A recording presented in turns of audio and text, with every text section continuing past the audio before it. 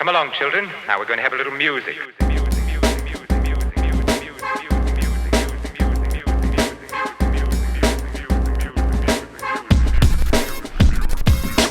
What's up, y'all? It's your boy RB3 here for First Cut, here for a new review for They Clone Tyrone, the new Netflix original film that's directed by first-time director Juel Taylor, starring John Boyega, Jamie Foxx, and Teyonah Parris. There's so much to go into this movie, so let's jump into it. Now, you remember that scene in Boys in the Hood where Furious Styles is lecturing Trey and Ricky about gentrification? Now, imagine that message wrapped into a eccentric, rebellious satire.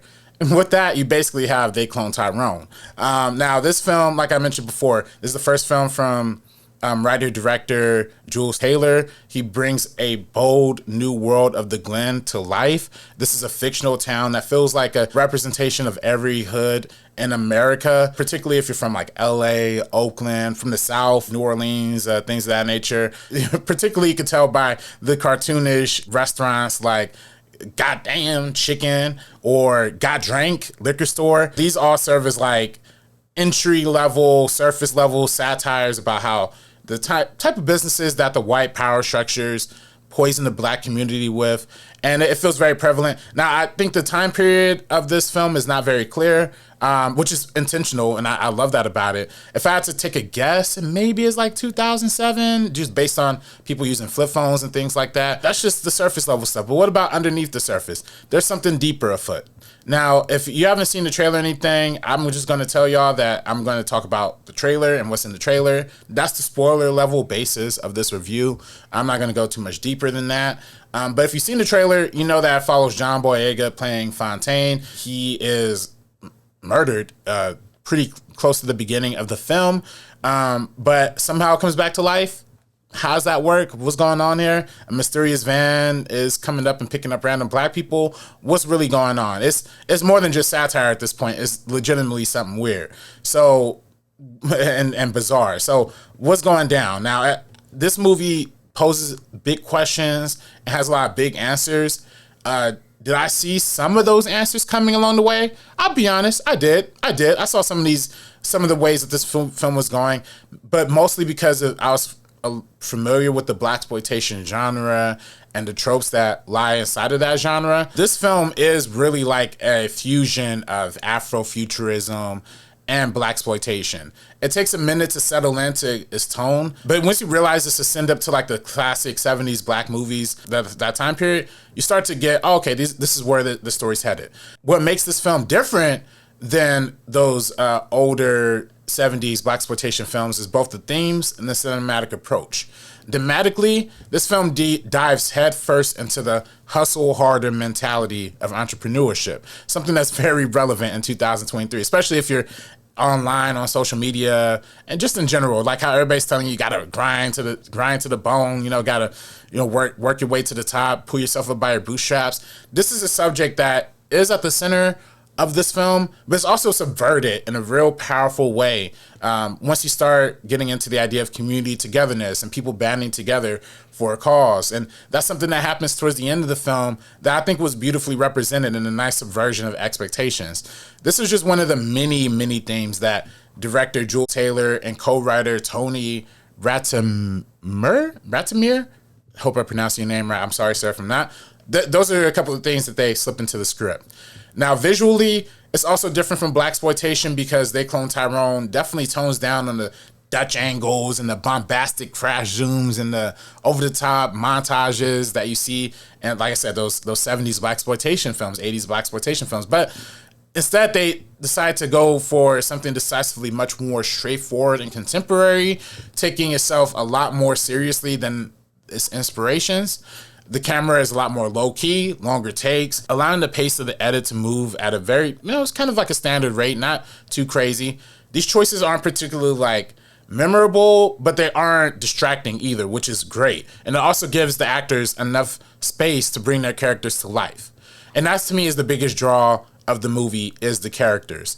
Led by a stoic, machismo-fueled performance from John Boyega, Fontaine is the top dog hustler of the Glen whose tough guy persona is really a front because he's mourning his late brother Ronnie.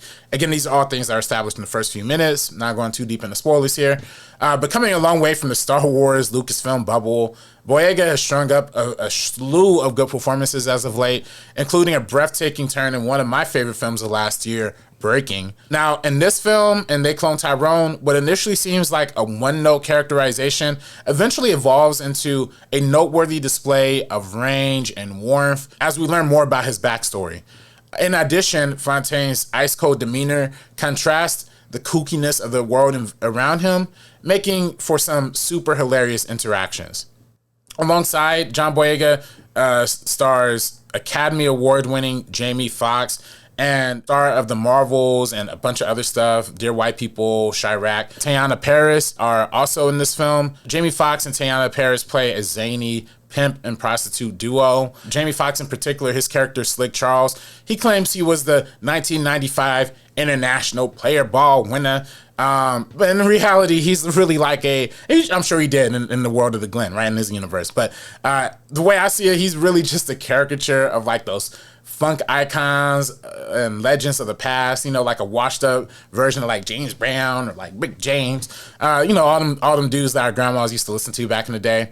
But, as awful as pimps are in real life, Slick Charles ain't that kind of dude. He's redeemable, he's funny, he has a good heart, and he's charismatic. He's not like Morgan Freeman and Street Smart where he's just slapping chicks back and forth. No, he's fun. And that's why Teyonah Parris' character Yo-Yo sticks around with him for so long. Their charisma is unmatched thanks partially to the fast wit dialogue that adds so much comedic value to the film. And you can't help but root for Jamie Foxx's endless charisma in the same way you can't help to root for Teyonah Parris' Yo-Yo, her character Yo-Yo, her ambition, the way she aspires to do more. I mean, throughout the film, she keeps referencing these Nancy Drew books that she read as a child, and she's kind of using it to kind of decode what the mysteries going on underneath. And it's just fun. It's just funny. And it's again, another subversion of expectations that's done really well. Now, as interesting as the story and the characters and the themes are, I'll be real, the movie had a real difficult time overcoming the drab, underlit cinematography. The energy of these actors just did not match the livelessness of the color palette. I get that they were trying to make the grittier, more grimy look that sells the roughness of the Glen and the environment and the atmosphere that they're in. But in my opinion, there's a fine line between dark and underlit and, poorly colored. And this film did not thread that line successfully. Man, the cinematography really holds it back for me for really, truly loving this movie. In my opinion, for me, this ugly muddle of an aesthetic is such an acquired taste that it's almost impossible to ignore, especially in the first half of the film. And for me, even though I'm watching on this big 85-inch 4K TV, lights off in the living room, seeing it twice, shout out Geeks of Color and Netflix for allowing me to see this early screening for it. I'm like, I gotta be real. I spent like the first hour or so just fine-tuning my eyes to kind of adjust to what was going on while I'm wearing my glasses. And I'm just like, I'm not here for that. One of the principal things I love about cinema and why I want to go into filmmaking, both as a director, but as a critic, this is what I'm doing here, is because I love cinematography. I love the look. I love the visuals. And when the look of a film is not enjoyable, it just dampers it so much for me. And I just did not enjoy the way this movie looked. When I was in film school, like a lot of my work was cinematography. Like I was really trying to be in the cinematography game. I do a lot of camera work currently in the industry, freelance mostly. And I really hate talking about a filmmaking aspect this much in particular. I just didn't like the look. That's the one problem for me. That's the big one problem that this movie had for me. But again, after the first hour or so, it really became much more enjoyable after you kind of get used to it. And this enjoyment, of course, is added by the fact that the narrative ramps up significantly in the second half of the film. But overall, I like They Clone Tyrone a lot. I liked it a lot. It's sufficient. It's filled with great performances and unique story and unique themes that are prevalent across any time period. And while I wasn't the biggest fan of the cinematography, I'm still very much looking forward to seeing what director Juel Taylor does in the future. There's nothing cooler than seeing a first-time black filmmaker, feature filmmaker, burst into Hollywood, burst into the scene with such a unique and bold perspective. And like I said, I'm looking forward to seeing what comes next. So all that being said, I will probably give this movie like a 7.5 out of 10. It was really fun. It was good.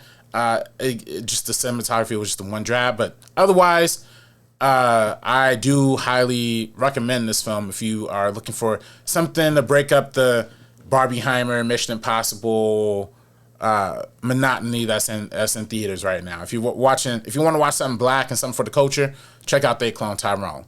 With all that being said, y'all, thank you for checking out this review. I hope you enjoyed my thoughts, and if you did, please make sure to subscribe to First Cut. And if you didn't, please subscribe to First Cut. We need all the help we can get. We're slowly inching and growing a little by here, and it's really the coverage of these smaller streaming movies like They Clone Tyrone, like I'm a Virgo on Amazon Prime, that seem to really catch an audience on YouTube, and a lot of people who aren't normal First Cut people or First Cut subscribers. So again, if you're watching this for the first time, give us a like, give us a subscribe, comment down below. What are your thoughts on the film? Did you like it? Did you like the cinematography? Was that something you enjoyed a lot? Or, you know, let me know if I'm bugging. You know, let me know if I'm bugging about tomorrow. We got a dope review of Barbie, or maybe even later today, honestly.